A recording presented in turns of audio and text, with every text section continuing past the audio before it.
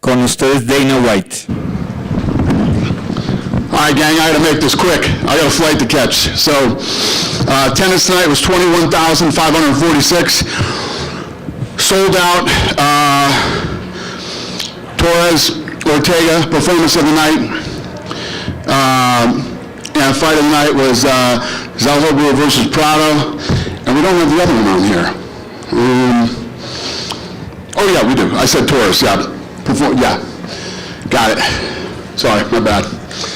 Dana, just give us your reaction to another fantastic evening in Mexico and how important this week has been for you to be able to come back down here, put on this sort of card, open the PI and everything. Yeah, no, this was obviously very important. Monumental week for me. This is something I've been waiting for a long time. This week was very incredibly successful.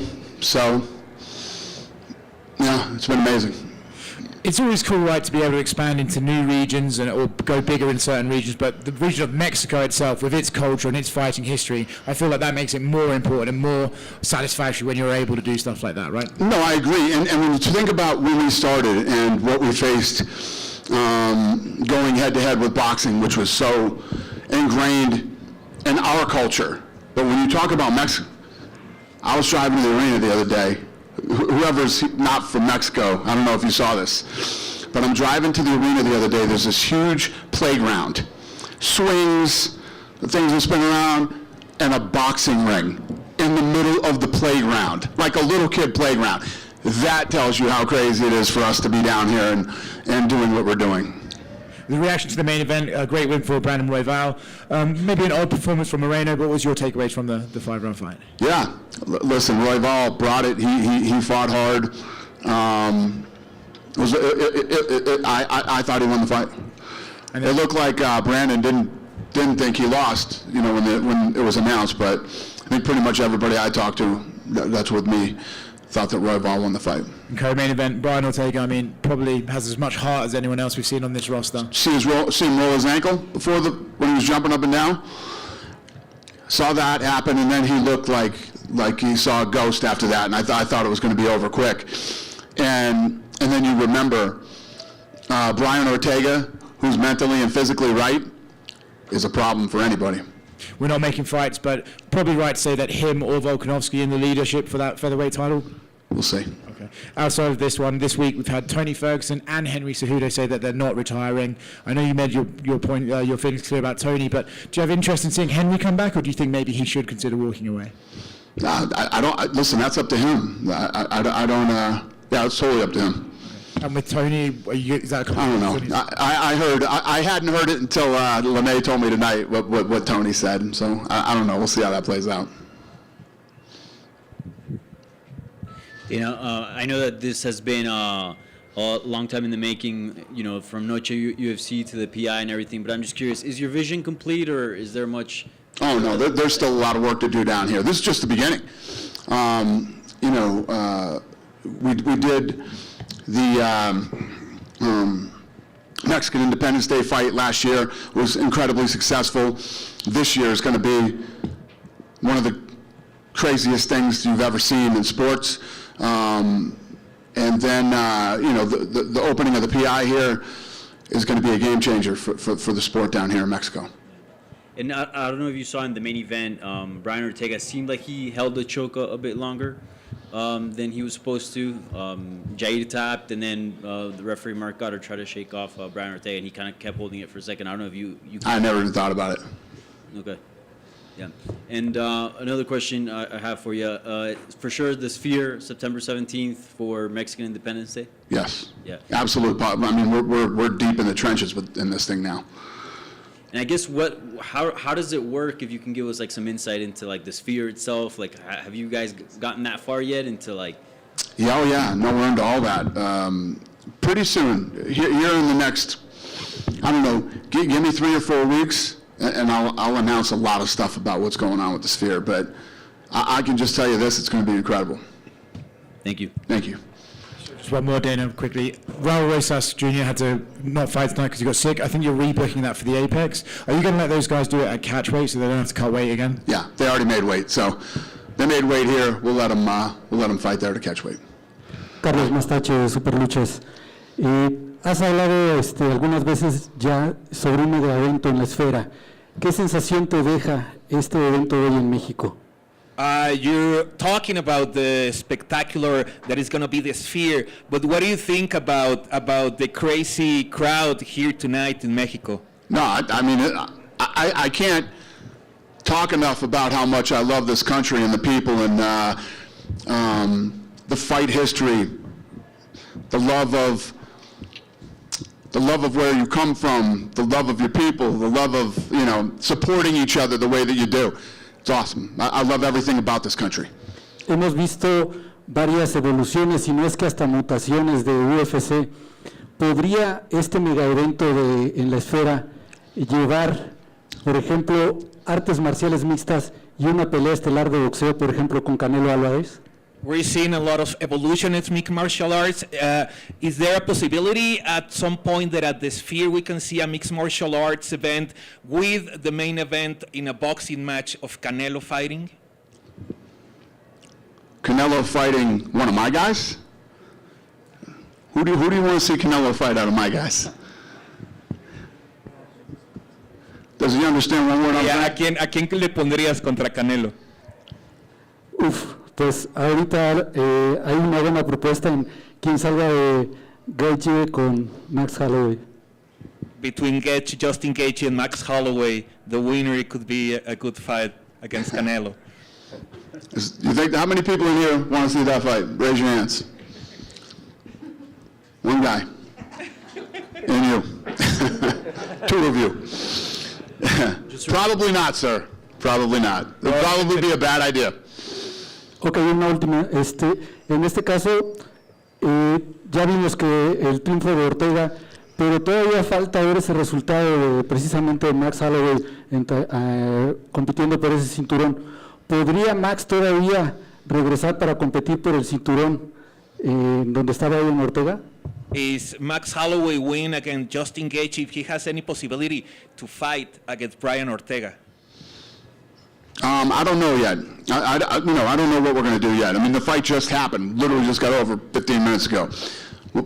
We'll get back to the office and figure out what's next. No sé qué va a pasar, la pelea acaba de pasar hace 15 minutos, iremos a la oficina y veremos qué es lo que sucede en los próximos meses.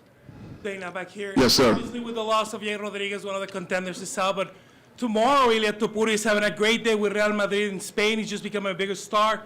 What do? Do you wait for a show in Spain, or maybe International Fight Week for Ilia Topuria while you find a contender? I would love to go to Spain, so we got to figure that out. Are you thinking the stadium, Santiago Bernabeu, just got renewed? I'm not thinking anything. I'm not thinking anything right now. I got a whole department that works on that. I got Pete Dropic will dive in and see what's available, what's not available, and we'll start grinding and trying to make that happen. But the answer is yes. I want to do that, and I want to do it this year. And what do you think for Mexico next? You have one show this year. Maybe what you just announced in Anaheim with the WWE and you guys doubling dates. This arena also holds the WWE with great success. Would this be a thing that you would think about for Mexico City, maybe? Yeah, I mean, listen, this was obviously incredibly successful. Now with the opening of the PI, we have huge plans for Mexico, and it's not just Mexico City. I want to go all over Mexico. And just one last question. Alexa Grasso was on the commentary team today for the Spanish broadcast in the U.S. Do you have a date thought out for Alexa Grasso? Do you want to do it in Noche UFC? Do you want to wait? Is there any plan for Alexa Grasso right now? We'll announce that soon. There we go. Thank you. Thank you, sir. Moises Mendoza from Hermosillo. I want to know, Alexa said she want to make a defense in Guadalajara. How possible can that be? And another question, MLB, NFL, NBA work regularly, like on a yearly basis here. Is it possible to have the UFC on a yearly basis?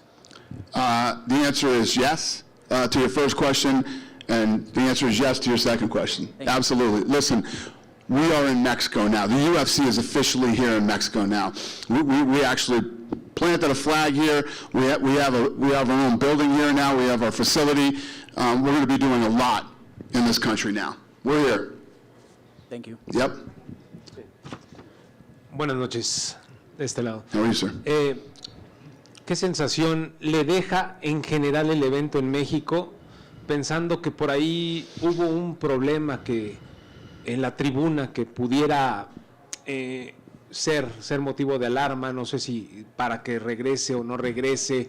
¿Qué sensación le deja ese problema que hubo extra octágono? What's your final feeling about the event? We know that there was a fight in the crowd that looks good for the UFC, but what is your final thoughts about this event? So the fight in the crowd doesn't look good for the UFC? I mean, that never happens. That literally never happens. It happened here in Mexico City. The crazy thing about that fight, when that fight broke out, it felt like it kept going forever. So I ran over there and I was watching it. Nobody stopped it. I mean, I was waiting for security to come in. They just let them go till it was over. That's one of the craziest things I've ever seen. I don't think it's a bad look for the UFC. It happened, and, you know, that was the end of that. I think after everybody else saw that shit, nobody else wanted to try that again. No security. The fight just went on until the fight was over. I've never seen any shit like that in my life. Crazy. Bueno, fue una locura, la verdad no es algo que le moleste a UFC, realmente no es que pase muy seguido en los eventos, pasó aquí y a mí lo que me sorprendió es que no había seguridad que separara la pelea. Yo estuve viendo pues toda la pelea hasta que terminó y afortunadamente pues bueno, ya no siguió más, pero pues sí, no había seguridad. Y una pregunta más es, ¿qué le deja más satisfecho de estar aquí en México? What gave you more satisfaction about coming back to Mexico? What gave me the most what? Satisfaction. Satisfaction? The opening of the PI. The opening of the PI has been, you know, a goal of mine for a very long time. We had a place in the works, then COVID hit, that deal fell apart. We found this new place, we got it together, we're finally here. This is something that I've been waiting for a long time. So it was very satisfying to walk through the gym here in Mexico City.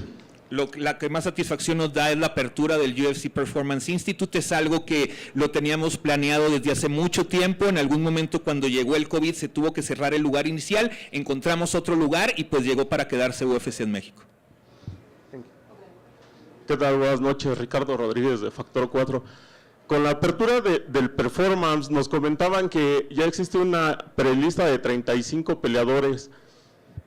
¿Qué nos puedes adelantar? ¿Qué vieron en ellos? ¿Su récord? ¿Edades? ¿Qué parámetros? ¿Qué necesita ese peleador para ser parte del performance? With the opening of the Performance Institute, they tell us that you already have 35 fighters already to talk about to start this Performance Institute. What was the kind of things that you may collect these kind of fighters, these 35 fighters? Yeah, so there's going to be a combine there, and we're going to decide which guys we're going to keep to train there at the Performance Institute. But the other thing that we're going to do is, and I guess to answer your question, we're going to do what we always do. We're going to do what we did the first time we came down to Mexico and went through this country. Look for people that we think have potential to break into the top 10 or potentially be world champions someday, just like we did with the other program that we built before the Performance Institute here in Mexico. And then the other thing that I'm excited about with it is the work that it's going to do in the community to bring kids in off the streets and have the opportunity to learn how to train, learn how to do jiu-jitsu, wrestle, box, Muay Thai, nutrition, strength and conditioning. Going to do a lot of good things for a lot of young people, you know, in the community here in Mexico City. Por supuesto que es importante esta elección, hemos hecho lo que hemos hecho desde antes, tratar de pues encontrar qué peleadores pueden llegar a formar parte de ese top 10 en algún futuro, y otra de las cosas importantes es lo que va a ser para la comunidad en general, para la comunidad de las artes marciales mixtas en México, el tener el Performance Institute aquí en la ciudad. Okay, muchas gracias. ¿Y qué probabilidades hay de ya 20,000 personas de que este mismo año regresara a UFC o el siguiente? Is there any probability that you come back to Mexico in this year or next year in UFC? It's possible. It's possible. You know, if you asked me 2 months ago if I was going to Spain, I'd say probably not. You know, if you asked me if I was going to Africa, I'd say I want to, but I don't know if it's going to be this year. So the beautiful thing about this sport is anything can turn on a dime. And we're the type of company that we're not all tied up in bureaucratic red tape and all that stuff. I make these decisions immediately. If I see the opportunity to do something, we go. Ok, muchísimas gracias. Thank you. Felicidades primero que nada por un evento más en México. ¿Qué posibilidades hay o qué rivales hay para Topuria y si se puede sumar, ya que había como una disputa ahí entre Jair y Topuria y ahora que ganó Brian Ortega, ¿hay posibilidad de que entre dentro de los rivales? Congratulations because of the event here in Mexico. Now, talking about the future of Ilia Topuria, is there any possibility that he face Jair El Pantera Rodriguez because of the bad blood that they have between them? Well, I mean, tonight set him back a little bit for that fight, but not saying they couldn't fight in the future, but it's definitely not happening right now. Se podrá en un futuro, pero por lo pronto no. Digo, obviamente la derrota de Jair El Pantera Rodríguez lo atrasa un poquito para esa posibilidad. Y una última pregunta, ¿te sorprendió algún performance en particular en la noche de hoy? It surprised you, any fight of today, any fighter today? Yeah, I mean, there were a lot of kids that looked good tonight. Obviously, Torres looked incredible. Torres looked incredible. I thought Danielle looked awesome. I mean, he absolutely put on a master class in that second round. It was incredible. So yeah, I think a lot of people look good tonight. Manuel El Loco Torres tuvo una gran presentación. Lo que hizo Daniel Selhuber tuvo un segundo round espectacular. Creo que son dos talentos mexicanos que tienen mucho futuro. When you open a card in Mexico, the main card, Torres, you couldn't have it any more perfect than the way that kid opened the card. It was incredible. Cuando abres un evento y tienes en tu primera pelea a Loco Torres, tú sabes que todo va a salir increíble. Lo hizo espectacular. Muchas gracias. Thank you, sir. Good? Thank you, guys. Appreciate it. Have a great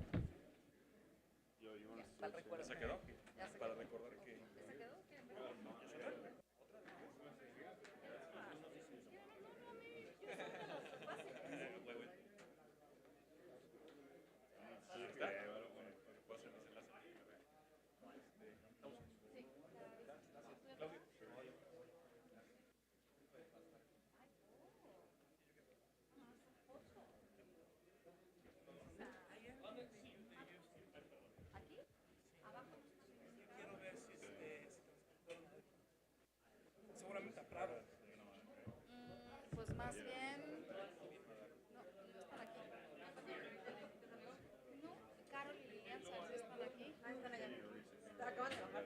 ¿Quieres que les digan? Oye, van a suben ni vayan ni brazos.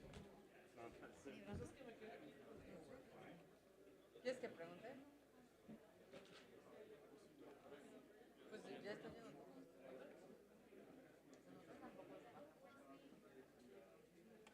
Porque acabo de abrir.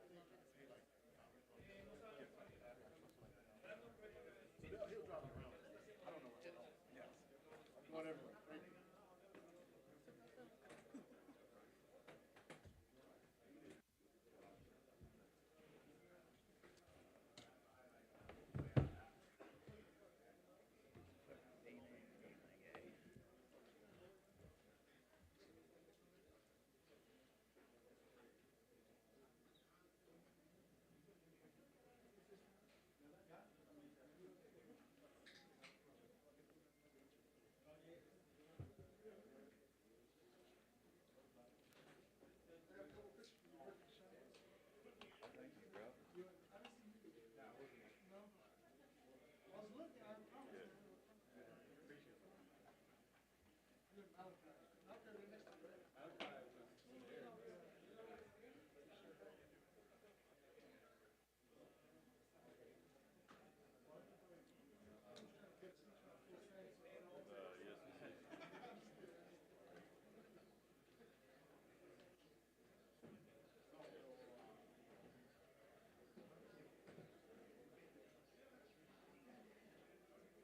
we have this shitty Wi-Fi.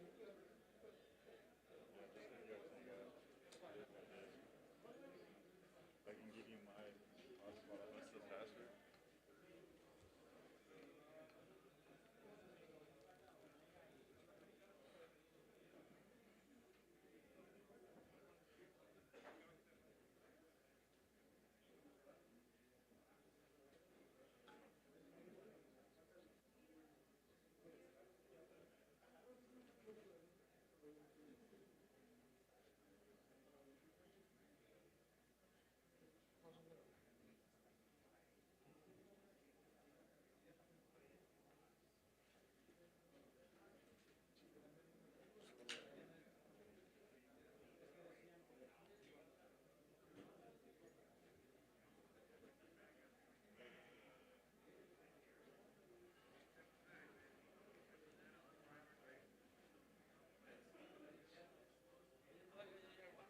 Look at see.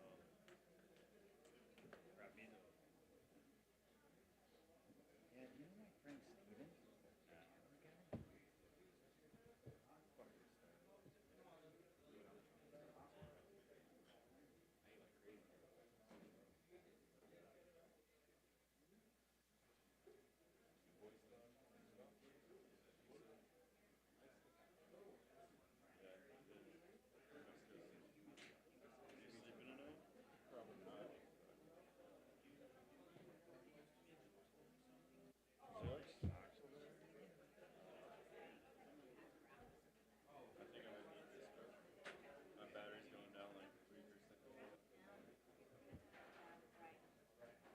Because I'm fucking expert. Yeah, it just went down a percent. Yeah. It's crazy.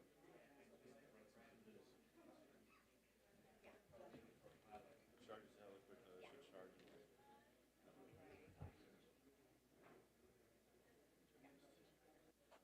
I'm jealous.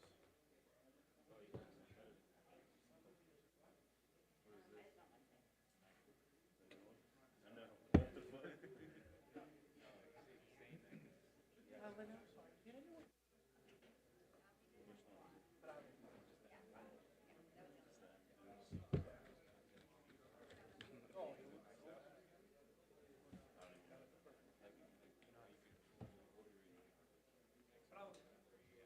It's like 64 RAM. Terabyte. So it's almost oh, laptop. Yeah. Camera.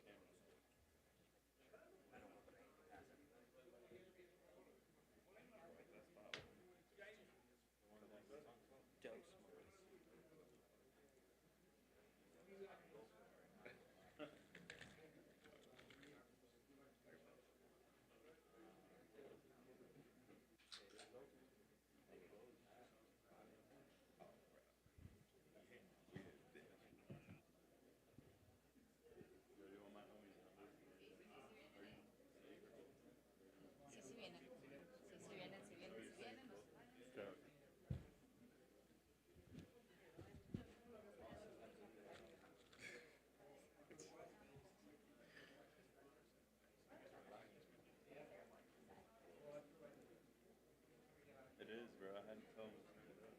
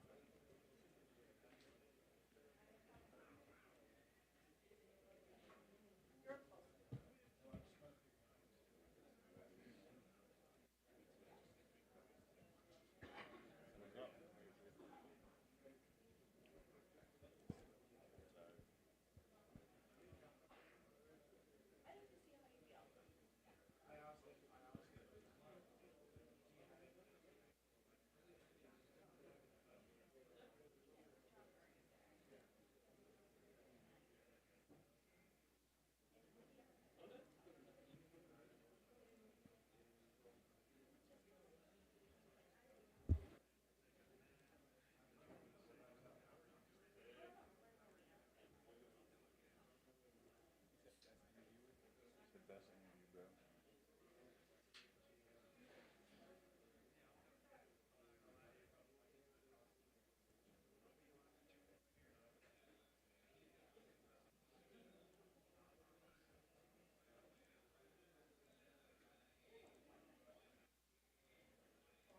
You doing Dana? Yeah.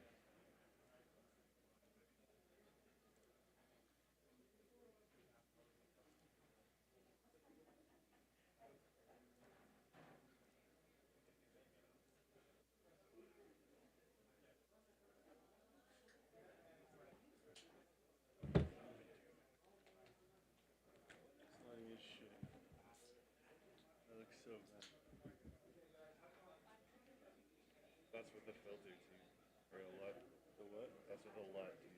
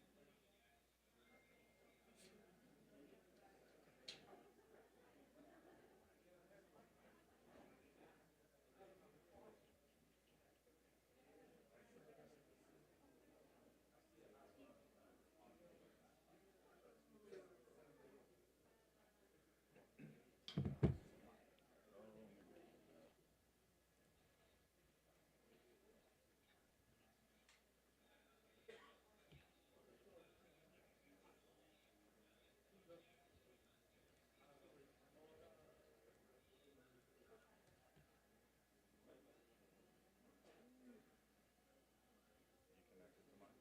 Yeah. 6 minutes. Gotta get the thumbnail? Yeah, maybe.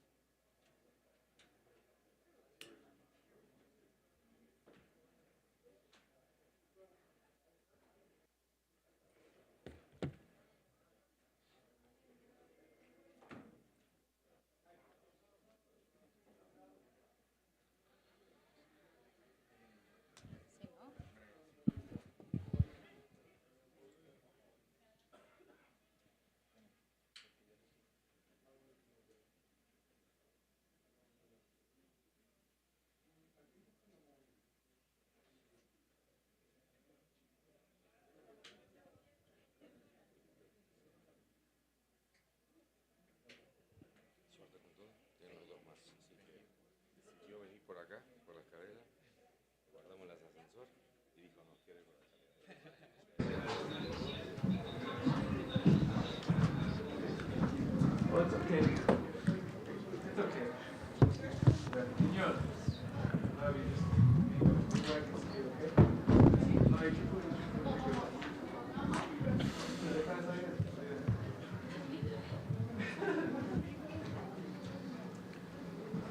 Brian, we're here.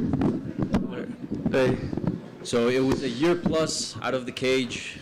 How did you feel in there? Your first fight back in a while. How was the experience like? it was good, man. It was a good experience. I stayed active during throughout the injuries and everything. So I didn't feel like I lost a step. But when you walk out here and you have 22,000 people and you get that rush again, it's like, okay, one thing's in the gym, but out here you're presented with different obstacles, I guess, to overcome mentally. So I feel like right as I was doing good with that, and then I just dove down a little bad start right now. But we're here. Yeah. In the pre-fight, in the lead-up, you talked about rebirth, right? Did you feel like a different fighter in there? Did you feel like a new version of yourself in that cage? Absolutely, 100%. The rebirth it's basically a man or an individual, human, having to come face to face with themselves in the mirror and really change all the bad things about you that in the long run will break you, And if my family knows all the things that I went through, and it was hard. So my dad used to say that the ego was his favorite animal and explained this process to me, and I didn't really care about it. And then when I went through what I went through, that's when I understood that if you want to, for me to be a better father, husband, a family man, a fighter, I mean, you name it, man. I had to go to war with myself and to change a lot of things about me that I didn't want to, but I did. Was it hard to fight Jair the first time, the fight was so short? This second time, you guys really went at it, and I know you guys have a close relationship, I guess. You guys get along quite well. So was it hard to get in there and really throw down with them?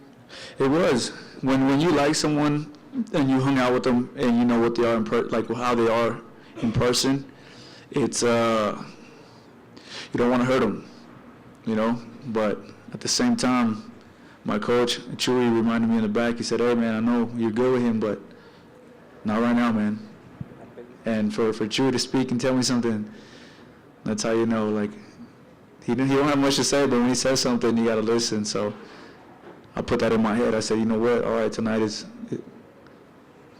war, and after, then we shake hands. Yeah, and just a couple more. On the broadcast, it seemed like Jair tapped, and then referee Mark Goddard was trying to shake you off, and it seemed like it took a couple seconds before you let go. Can you explain to us what exactly happened in that sequence? Yeah, starting from yesterday with the weight cut, I could feel my eardrums. They didn't really, I have to do this a lot to kind of blow them out a lot. And when I went in there, I kind of just dove deep, and I clenched my jaw, and I couldn't really hear anything. And to me, the only way I can describe it is I zoned out. It was just squeeze for dear life, and it was like, whatever you do, don't let go. And I guess I kind of went in there a little too much. And after I apologized to the ref and everybody, I said, I'm sorry. And lastly, a lot was made that maybe if Jair won, he could have maybe gotten a title shot against Ilia Topuria. You were asked the same question in the media day, but you were kind of like, let's wait and see what happens on Saturday first. You got to win. Is the title shot next, or what would you like to see next for your career? There's some questions out there, but obviously, Volk was a great champ. For people to kick him down right now, I find it kind of disrespectful for everything that he's done. Some things have to play themselves out, and we'll see, But if he decides that he does not want to fight and chill, I'm more than happy to go to Spain. Brian, can you talk to me about the mental struggle that must take place when you're ready to fight, you're about to start, and then suddenly your ankle goes boom? I can only imagine the level of panic and stress that goes through you right then. Talk about things stacked against me. Bruce was introducing me, and then I jumped up, And when I landed, I rolled my ankle, and I was like, oh shoot. And I looked at my coach, and I was like, bro, this is bad. And he's like, don't you effing worry about that. You know, he was just telling me, like, get in the zone, doesn't matter. And when they were introducing him, I was trying to, like, flex my ankle, like, come on, bro, work. Don't you dare fail me right now.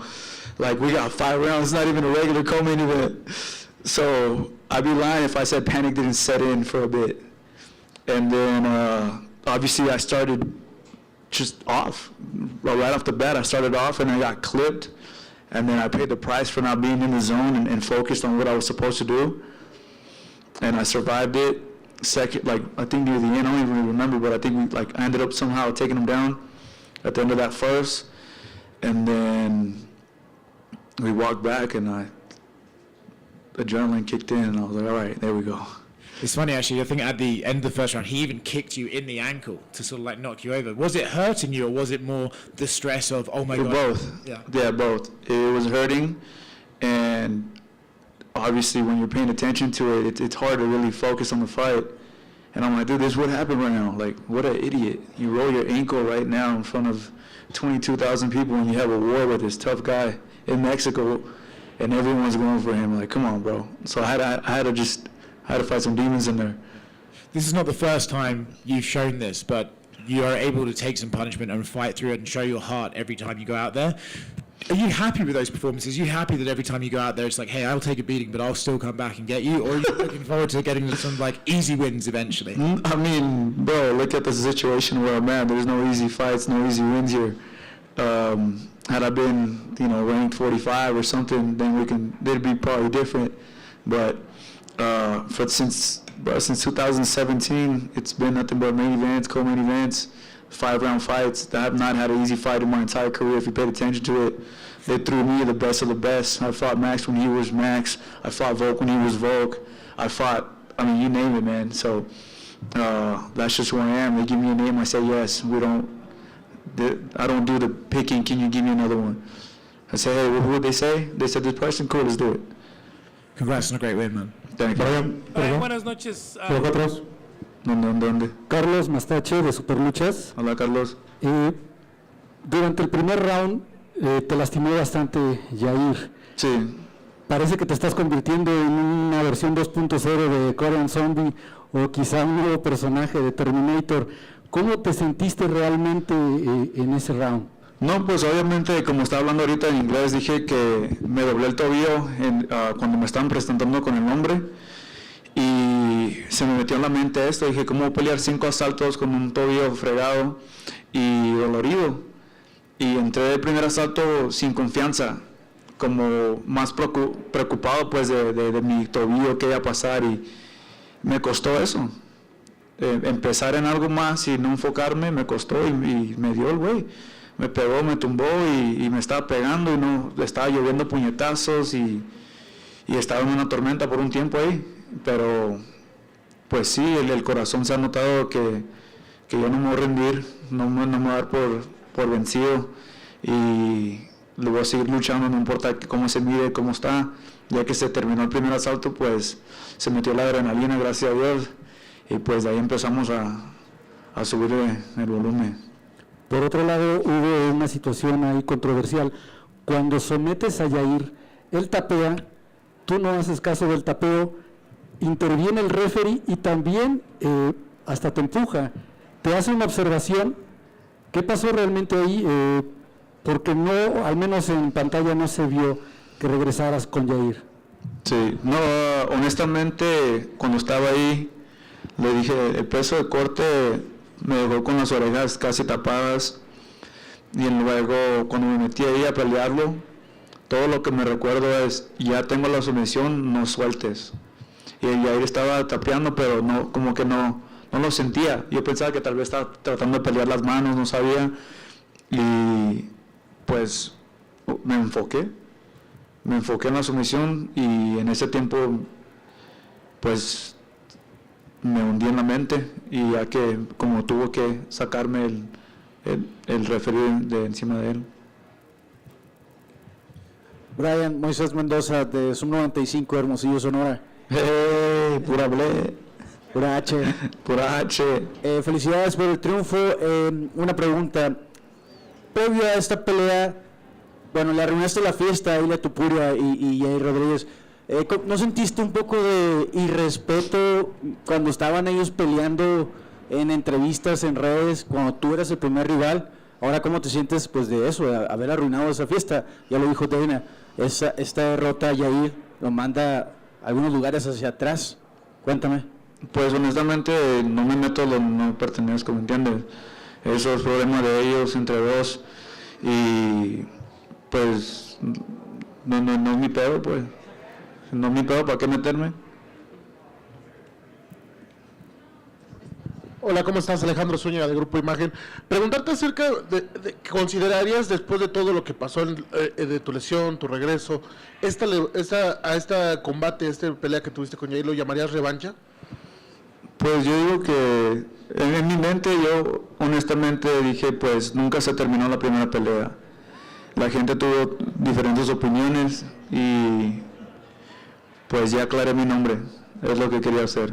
Que la pelea se pase, si haya perdido esta noche y me haya ido feliz, porque tan siquiera sé que la pelea se hizo lo que se tenía que hacer, ¿me entiendes? No me gusta que sea, imagínate, tú tomas una película y luego te la cortan y te gusta la película, te vas a enojar, güey. Y pues igualmente, si no te gusta el final, pues no te gusta, pero ni siquiera la miraste, y eso es lo que me pasó. Al fin ya terminamos la película y ahí estuvo. ¿Cuál podrías decir que es tu siguiente paso dentro de tu carrera? Sobre todo, primero ahorita me imagino que es descansar. Pues ahorita es la primera vacaciones familiares que voy a tener en mi vida con mis hijos.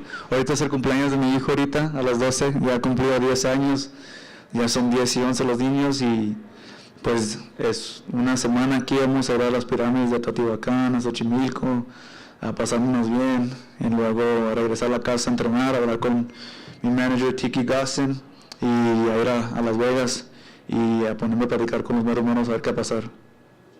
De nada. Brian, ¿qué tal? Javier Cardoso de este lado. Oye, preguntarte, cumpliste años el miércoles, hoy tu hijo. Sí. ¿Te esperabas un regalo tan grande?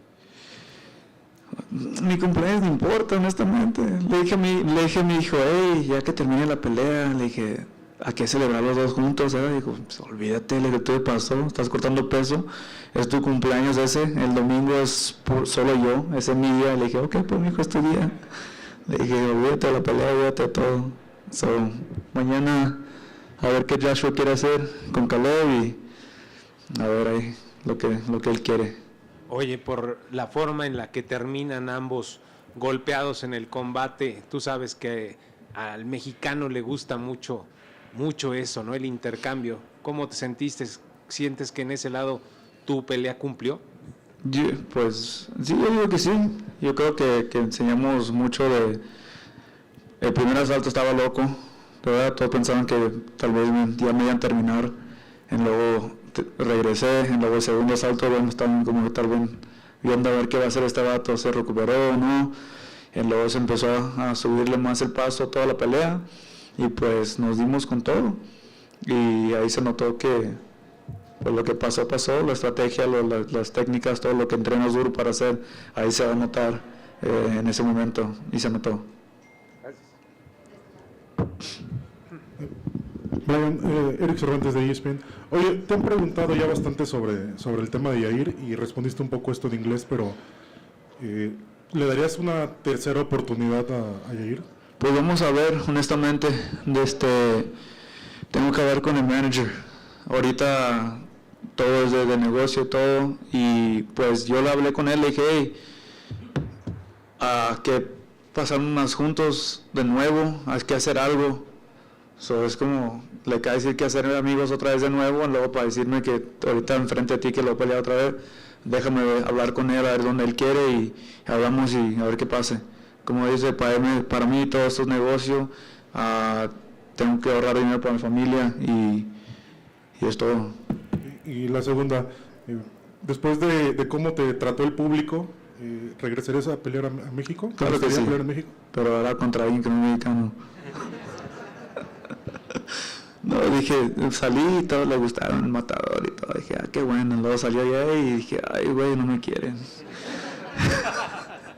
Dije, esta es una primera, pero dije, ni modo, pues.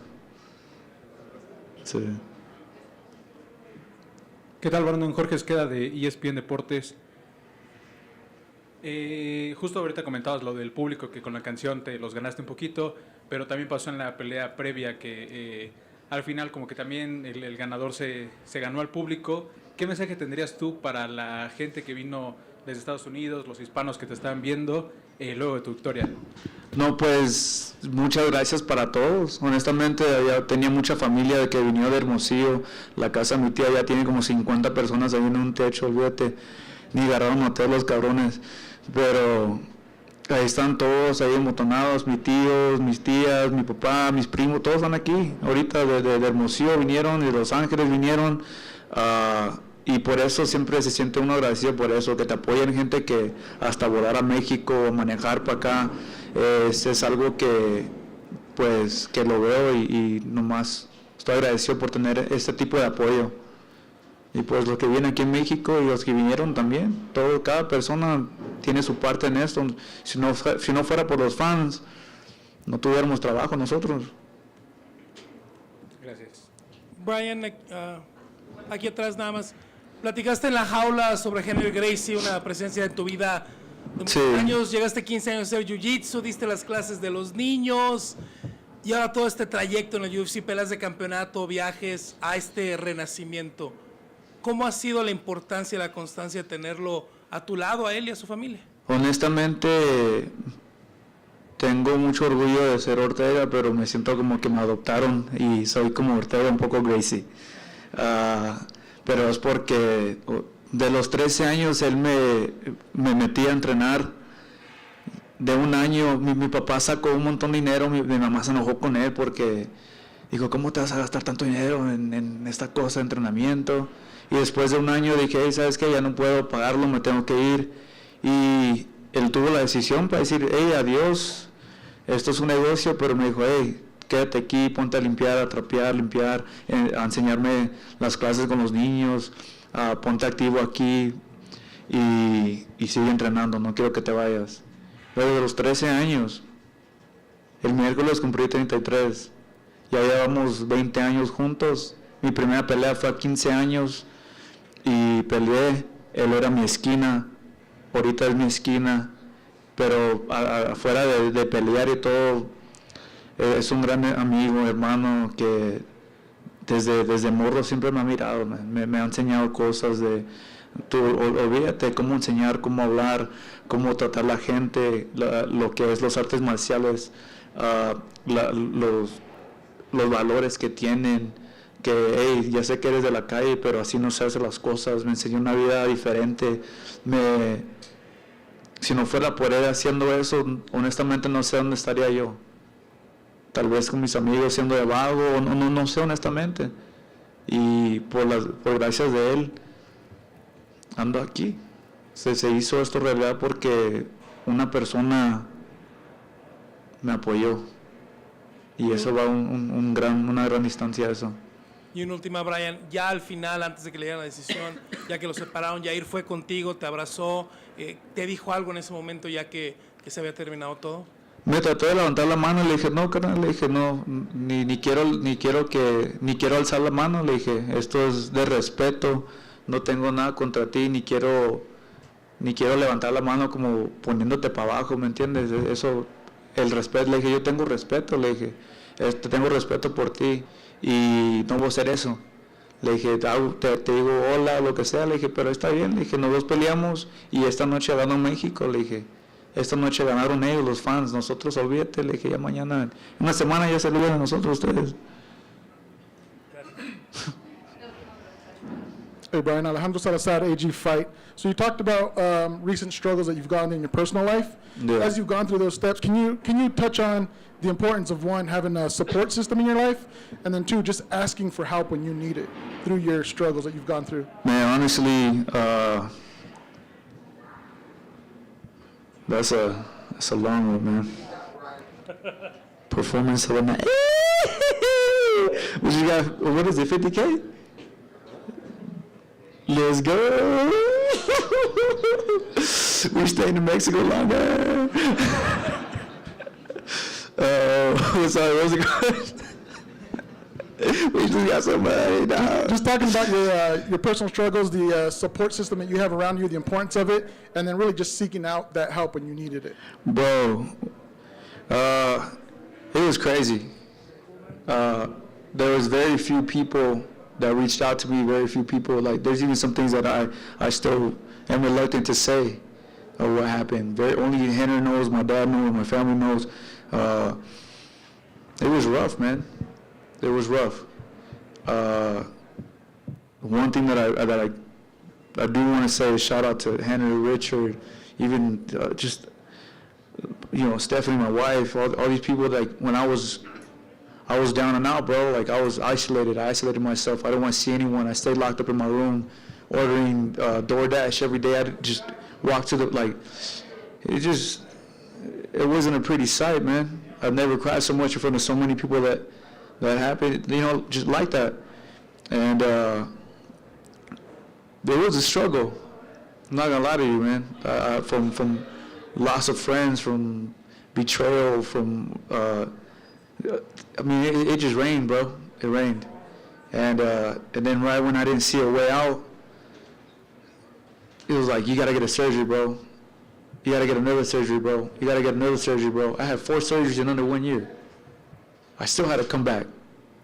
This fight, right when I barely got cleared, they're like, yo, train. I couldn't even do a pull-up when I started this camp, bro. No lie. My coach, Mike Safari, he tried to do one pull-up. I couldn't even do a pull-up. Imagine you're going to fight in 2.5 months and you can't even do a pull-up. What kind of confidence you got? It was rough. But these people kept reaching out. They kept calling me. The homies kept showing up to the house. Very few, bro. Like, this last year showed me a lot of who my real people are. Like, who my real people are. Forget this. I thought I had homies. I know who my people are now. When my phone goes off right now, I texted 5, 6 people. The rest are right here already. I know who's who, and I know that now. And it was a big eye-opener. You think that you're unstoppable. You think that you're good and this and that, and then all of a sudden, time after time of living a life of just stupidity, it takes its toll on you, man. And it finally hit me. Some people have, like my wife said, man, some people have to get dropped on the face harder to open up and really learn. And she said, unfortunately, she already knew I'm one of those people. I'm stubborn, look at me. I refuse to quit. So I'm happy that I overcame that. I see the light. I'm looking at all you guys. I'm here talking. I'm good again, man. And now I just got to stay that path. Does that make this victory that much sweeter for you? I don't care about this victory, bro, if I'm being honest with you. My victory is right there, bro. I looked over, I could win, lose. I got my family, bro. Like, when you go through something, I got my friends, my family. That is a victory. That's not, like, besides this career, bro, like, this career is up and down. They're there forever. And that's a lesson that I really had to learn the hard way. And I'm glad that they stay by my side. They're here. And I'm not losing it. Thank you. Gracias. Thank you.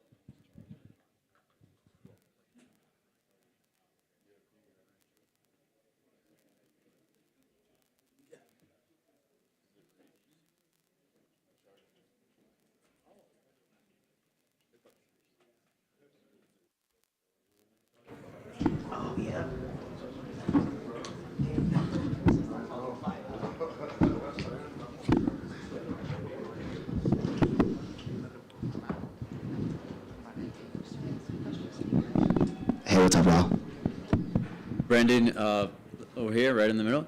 Let's start here. It was at the Battle of the Brandons, right? And then they announced the winner, Brandon, and there seemed to be a little bit of confusion. I guess, did you have to wait till the last name, or when did you realize like you had won? Bro, I don't know. I thought I got ripped off. Like I didn't realize I won until my coach grabbed me. I honestly thought I got ripped off. I was like, when they read that like 49-46 scorecard, I was like, wait, what the fuck? And yeah, I thought I got ripped off. So I was like pissed for a second, and then I realized I'm like, oh wait, I won. We're good. Never mind, I'm cool. Yeah, but I guess I realized it when Herb raised my hand. And talk to me about the scoring of the fight. A lot of people thought you were up by a lot. Some of the scorecards saw it a little closer. In your mind, how did the fight play out, and did you feel like you were winning most of the rounds? Yeah, I thought I won 4 rounds, but you never know, bro. I'm over here trying to score while fucking getting punched in the face. Like, I really didn't know, so I guess that's not really my job. But I was just leaning on my corner. My corner was like, you're up 2. And then once that 3rd round happened, I thought I won that too, or I think they told me I won that, and I was like, cool, I think we got this in the bag, time to like pick up the pace or whatever it is, and kind of go from there. Yeah, and you spoiled the party, right? A lot of people were already thinking that, Brandon Moreno was going to win, and then they were going to have that fight again with Pantoja, and, again, it's in Mexico, his home country, and you go in there and spoil the party. What was that like, and yeah, overall, just what was it like to kind of be, short notice? Like, bro, me and Malabo, the biggest Mexicans out here. No, I'm just playing. I'm going to continue spoiling parties. UFC 301, I'm going to fight Pantoja, and I'm going to take his belt in his hometown in Rio de Janeiro, and we'll keep spoiling parties. After I win that belt, I'll defend my belt in Denver, Colorado. And to that, what would you say to people that say, like, okay, we literally just saw that fight? Like, what's different from that fight till, like, a few months later, 301 in Rio de Janeiro? You've seen it. I made adjustments in 6 weeks, 5 weeks, whatever it was. It was 5 weeks because I hurt my hand. I couldn't get back into training. I had a 5-week training camp for that. 5 weeks, I made a bunch of adjustments. I didn't get held down. Brandon Moreno tried to slow me down, slow down the pace, hold me down, keep me down. They ain't gonna hold me down no more, bro. I guess, how do you celebrate this one? I'm gonna stay in Mexico, hang out with my girlfriend, and I'm gonna adapt, and I'm gonna be one of the people, bro. I'm moving here. Ron, I can imagine after a loss in a title fight with a performance that you weren't very proud of, your confidence can take a hit, right? So how important is it for you moving forward to get a win like tonight, where you had to go through some adversity, you came back, you showed yourself that you can stay in there and stay in the fight and win against a guy in his hometown, where some dodgy decisions could happen. How important is this for your confidence? Yeah, I mean, I like when it comes down to fighting, I don't think at all. Like when I'm in a fight, I don't think like that. I wasn't like reflecting on the loss or any of that stuff. I was just like, all right, this is what we do. This is I've said it in interviews before, but I overthink everything in life. I probably overthink so many situations that fighting's the only place that I could be free of my thoughts and just kind of go and turn off my brain a little bit and go. I feel like that's the obsession, and that's why I love it, is just because this is the only time I can shut off my brain and just be myself and just go and be free, So I wasn't thinking, but, before the fight, taking the fight, all this stuff, I was like, damn, was this a dumb decision? Was this stupid? I'm going to enemy's territory. Short notice, I just had a hard fight. I wasn't really injured besides my hand. But, yeah, I'm just, happy I got it done, bro. Congrats, man. Carlos Mastache de Superluchas. La división Oscar se está moviendo muy poco, realmente solo está dejando espacio para revanchas. ¿Es realmente lo que debería de continuar o piensas que alguien más te puede estar siguiendo ahí? The flyweight is not moving that much, is just looking like for rematches. What do you think that it could be your future in the division? I'm going to be the champ. That's the future. The future is the Raw Dog World Ball is going to be the champ, and then I'll fight anybody, bro. I'll fight number 10. I don't really care. But I'm going to be the new champion, and I messed up. I dropped the ball. You guys seen in 5 weeks me correct those mistakes, and I'm only going to get better in these by UFC 301. Voy a ser campeón. Obviamente esta pelea fue complicada, tuve algunos errores, pero en 5 semanas ya voy a haberlas mejorado, y obviamente que me veo como campeón en un futuro a corto plazo. ¿Qué fue lo que cambiaste en esta pelea? En la primera que tuvieron, realmente saliste prácticamente desbocado a acabarlo rápidamente. Ahorita estuviste como que más pensativo, lo adivinaste, le dejaste poco espacio para hacer las cosas. ¿Qué fue lo que encontraste en Brandon para esta pelea? What did you change between this fight and the first fight? The first fight you were more aggressive. This time you were more patient, waiting a little bit more for spaces. Tell us a little bit what is the most important thing that changed between this fight and the first one? I wasn't trying to be patient. I actually really wanted to be super aggressive in that fight. Sorry. I wanted to be super aggressive during that fight. He was circling a lot, and I guess I was a little weary, and then also I don't know what happened with my leg. I threw a kick the first minute and something weird happened, and I kind of was just being a little precautious those first 2 rounds of I don't want to dislocate my knee or something of that sort. So it was just a weird situation right off the bat where it's I kind of had to depend on my jab. Mi plan era salir agresivo, pero durante ese primer asalto hay una patada que me conecta a Brandon que siento que me toca y dije, pues bueno, voy a tratar de ser pues un poco más cauto a la hora de escoger, no quiero que se me lesione la rodilla en esta pelea y afortunadamente encontré la manera de derrotar a Brandon Moreno. Buenas noches. Buenas noches. Oye, con tu victoria de este día, ¿consideras que terminaste prácticamente con las ilusiones de Brandon Moreno de llegar al título y las tuyas en qué medida crecieron de ser campeón? With this win, do you think that you finish Brandon Moreno illusion to become a champion again? And how much is your illusion to become a champion? It's not illusion. It's going to happen. I'm going to be the champion. I have confidence in Brandon Moreno too, man. That kid has heart. I feel like I'm a hard matchup for anybody, especially on short notice. He had Amir Albazi, which is whatever. There's no danger factor when you fight Amir Albazi. You don't finish anything. Then you go switch to a killer. That's a hard adjustment to go by. So I don't think that takes out anything away from Brandon Moreno. It's just a rough matchup for him, you know.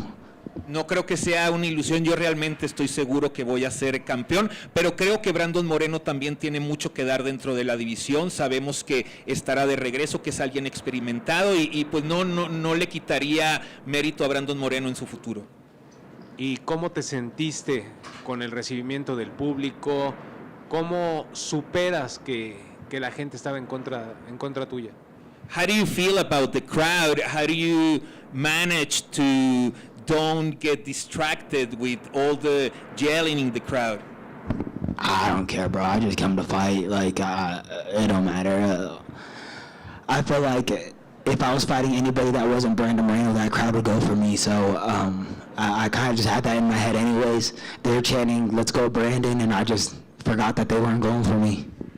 Pues bueno, realmente es algo que no me importa. Yo estoy seguro que si hubiera peleado contra cualquier otra que no fuera Brandon Moreno, me hubieran aplaudido a mí. Yo traté de engañarme a mí mismo. Yo escuchaba en el público los gritos de vamos Brandon, y yo decía, bueno, pues es para mí. Gracias. Hola, Jorge de ESPN Deportes. ¿Qué mensaje tienes para esas personas? Al final de la pelea tuviste un mensaje pues muy bonito para los mexicanos. ¿Qué mensaje tendrías para esas personas que te apoyaron con la decisión de tu victoria? At the end and the interview, you say a great message to all of Mexican crowd. Can you send another message to the Mexican crowd that was supporting you for this fight? Yeah, man. I feel like I got a lot more support from the Mexican people than I expected, but I feel like Mexican people are known for just having that heart, having the corazón, but having that heart, man, and I feel like I bring that every time. You watch the Mexican boxers, which are my favorite boxers, is just, they push a pace, they throw a lot of punches, they'll stay in your face the whole entire fight. I think I threw close to 500 punches that fight. I walked Moreno down the whole entire time, and it's I really wanted to go out there and honor the Mexican people. And my favorite attribute about them is just that Mexican spirit, that fighter spirit, and I said that in that post-fight interview, and I just believe that to the fullest.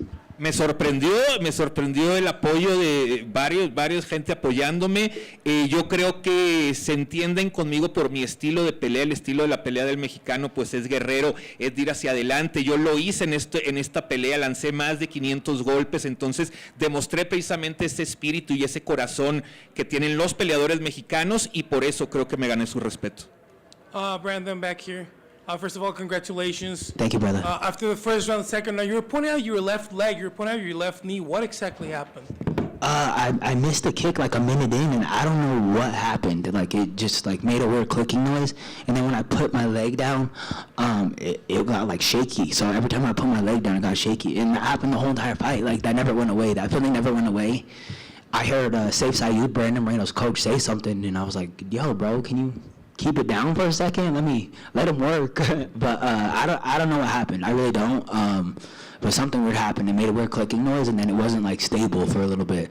And my whole entire game plan against Brandon Moreno was just to throw a lot of kicks. And it's like those first 2 rounds, I couldn't get going with the kicks because I was so worried that was going to be like the detriment to me losing right there. So, yeah, at the end of it, I was just like, screw it. If that's what happens, that's what happens. I'm gonna wing them. You were saying about the adjustments you made between the second Pantoja fight and today. How important was Coach Montoya for these adjustments and for the adjustments today? Because every single round you were just better tonight. Yeah. I felt like we just game planned so well for that fight. I feel like I had a leg up on Brandon Moreno because he fights like Pantoja to a degree. They do some of the similar stuff, and it's like I feel like we just game planned super well for the fight. I wish I could have shown off more, but I was pretty compromised after that first like 2 minutes in that exchange. Thank you. Una más. ¿Qué opinión tienes acerca de cuando estaban por dar la decisión, el referee alza tu mano sin que siquiera hubieran dicho el apellido de qué Brandon se trataba? Was your opinion that at the end of the fight, the referee raised your hand even before they say your last name? It surprised you? No, Herb knows what's up. Herb saw that shit. He was like, "Yo, this fool's trying to hold on for dear life." Yo, Herb had my back in there. Herb loves a fight, bro. No, I'm just playing. But no, I was really grateful because when they were just, I think they read Brandon, and then my hand was up right at the bat, and I was like, "Did I just get ripped off?" Then my hand was up. I was like, "Oh, we're good. We're cool." Bueno, pues obviamente Herb Dean es un tipazo, es alguien que sabe perfecto que yo voy a ganar, lo quiero mucho y pues sí, obviamente vi la mano arriba y al principio sin que dijera mi apellido no sabía qué, pero luego me di cuenta que yo había ganado, entonces dije, bueno, está todo perfecto.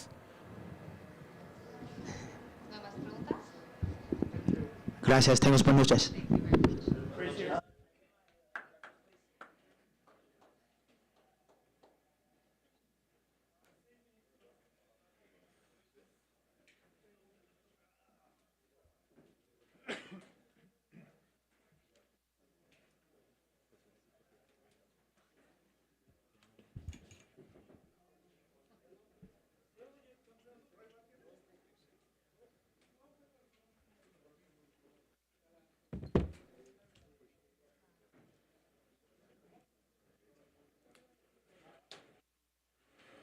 Are they both on yours?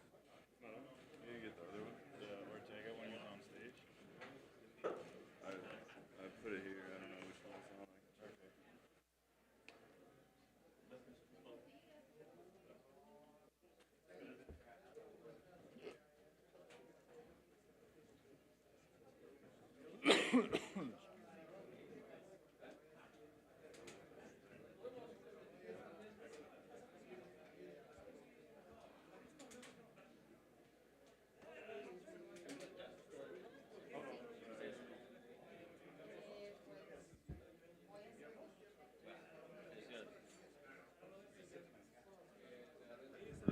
Hemos terminado ya con las entrevistas. Muchas gracias a toda la gente que estuvo aquí para apoyarnos.